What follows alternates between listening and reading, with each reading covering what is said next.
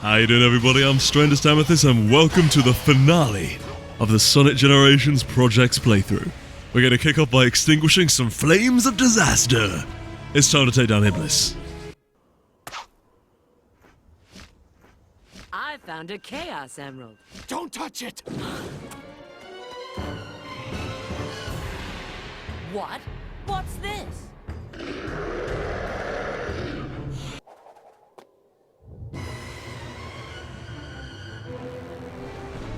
Oh my god, there he is, rising from the lava. It's perfect Iblis!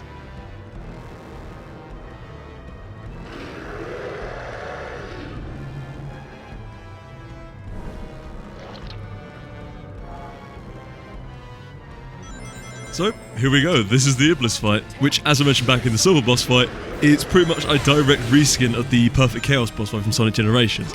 As you can see, what they've done, they turned all the water into lava and coloured Chaos himself red. I must admit, works well enough. Most importantly, this, quote-unquote Iblis fight is based off a boss that was enjoyable already and doesn't outstay its welcome. Again, not wanting to be horrible to the original devs of Sonic 06, but my god, the Iblis worm fight they had to do playing as, like, Sonic and Shadow in each of their campaigns? Oh god, it took so long to complete. I mean, I'm pretty sure, I think a quick run of it took about, like, 8 minutes, and it's just like, I think it was just the fact there was so much waiting to it, as in you had to hit the ball, wait for him to go for it, actually get over to hit him, and then do it all over again, I think about 4 times, which is just ended up taking far too long in my opinion. I don't know, I kind of find with bosses in platform games like Sonic 06, the rule of 3 might be best, especially in these sort of situations where the boss dies purely based on having taken a certain number of hits, but that's just me. Actually, funnily enough, that wasn't really the case for every Iblis fight. I remember the ones that you fought in Silver's campaign, you fought the first and third phases of Iblis, and those fights were a bit better if my memory serves me well. I think once again, just because there wasn't that element of waiting, you were always either dodging Iblis's projectiles or grabbing them and throwing them back. One thing I will say was really good across all the Iblis fights was, again, the music. I really liked how they've sort of replaced the Perfect Chaos music with 2 separate Iblis phase tracks, like one for this part and then another one when, quote-unquote, lava covers the screen, then you appear on the little floating platforms. I think they're the tracks from the worm form and the third form, respectively.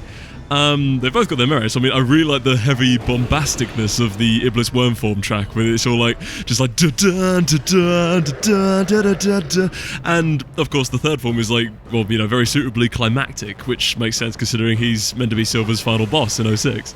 Just in case anyone was wondering, there was a sneaky jump cut there. Unfortunately, on this bit, I died quite early on. I thought I'd do what I normally do, which is crossfade to a point near where I died. However, on this particular occasion, I actually went a different route on my second attempt, so what I thought I'd do here is crossfade straight onto the second attempt, so you can see the run that, spoiler alert, I was successful with.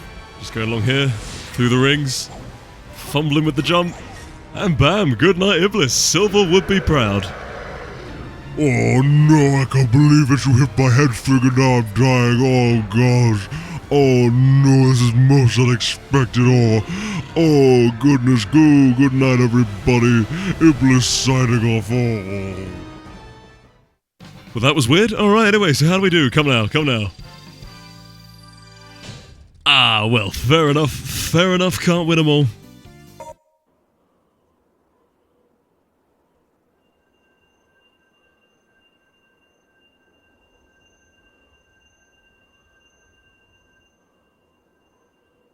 Chaos Control!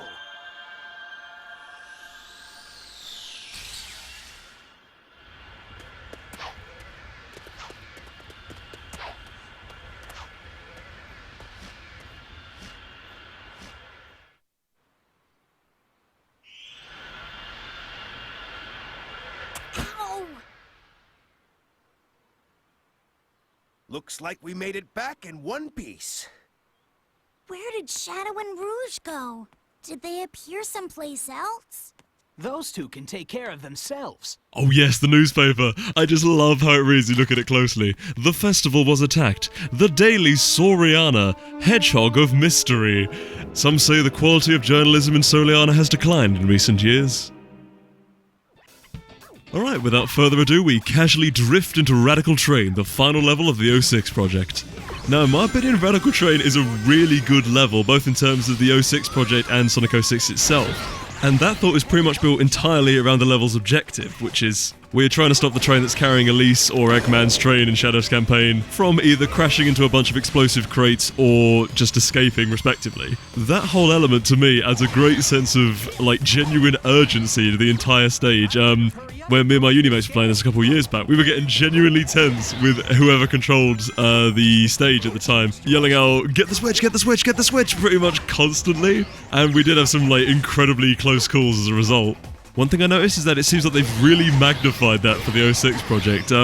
Getting to the first switch in time isn't too bad, but unless you make it through the conveyor belt and weight platform sections in really good time, you'll probably end up just barely making it to the second switch. A couple of my attempts at recording this actually failed because I kept aiming to break the wrong crate that was hiding the second button. It has the potential to be frustrating, but it definitely plays into that whole constant sense of urgency, and it really does make it incredibly satisfying when you actually manage to flip the second switch. And then, of course, you've got the lead up to the third switch, which, in the 06 project at least, is kind of like, it's kind of almost like a reward for getting past the second switch. You can just blast along, punt all the robots away for daring to step in your path. Now, oddly enough, I haven't had much trouble with it here, but I remember finding getting the third switch to be quite difficult my first couple of attempts at the 06 project. I think it might have been just because, of course, I might have had a bit of trouble with the homing attack. Like, I have had it a couple times in, like, even in, like, the vanilla games where I end up accidentally homing attacking, like, the shielded box or something like that, and, Sonic tends to hang on it for a little bit before his homing attack cancels out. So, of course, if that happens there, chances are you're going to waste enough time that the train crashes into the boxes and you lose. So I assume that might have been... It's been a while now, so I can't exactly remember off the top of my head, but I would imagine if you're going to have difficulty with getting to the third switch, that's probably going to be where it's coming from. I've accidentally ended up talking over most of Radical Train's max speed section. Definitely an easier one after Crisis City, I will admit. But oh my god, what happened with that moon jump just then? I suppose we'll never know because we've passed the goal ring. Come now, let's end this on a high note. Very nice, ending on an S rank, lovely. Alright, let's watch the last few cutscenes, and then we'll finish up.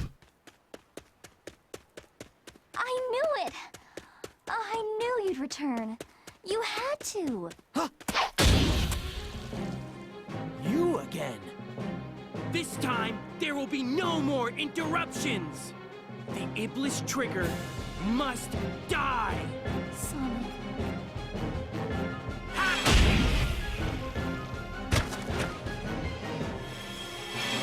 I've just realised this is a fairly accurate simulation of what anyone playing as Silver in the multiplayer does as soon as the race starts.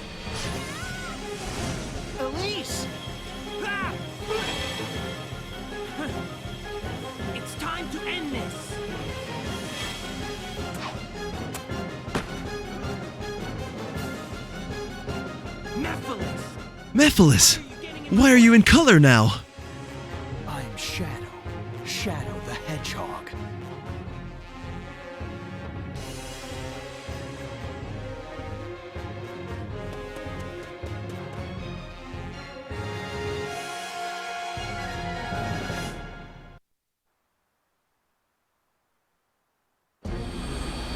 Now stop it. You have nowhere to go.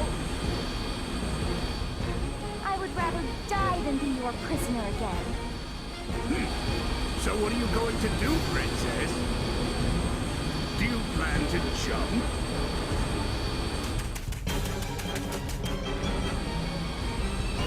Farewell. Huh? Sonic! You won't get away that easily.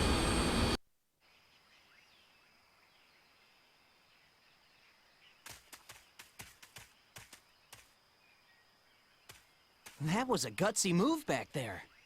Well, I was desperate and, I just had to get away. I owe you a lot, Sonic. No, don't do that. Weird, odd, no, stop. Sonic! I'll head into the jungle. Okay. She kind of sounds more confused that he's gonna do that, just like, okay. Why? My word, that's it. That's the end of the Sonic the Hedgehog 2006 project's third demo, and thus the end of the Sonic Generations project's playthrough. This has been an insanely fun LP to make, and however you came across this series, I hope you've enjoyed it. These two mod packs are a great example of what a mod team can do. I'm sure an excruciating amount of work has gone into both of them, and I hope I'll find myself playing the final version of the 06 project at some point. To the team behind the 06 project and to the team behind the Unleashed project, quite simply, you guys have done a fantastic job, and I'm exceedingly excited to see what you guys can come up with in the future. All that's left to say is I've been Surrender Amethyst, and thank you very much for watching.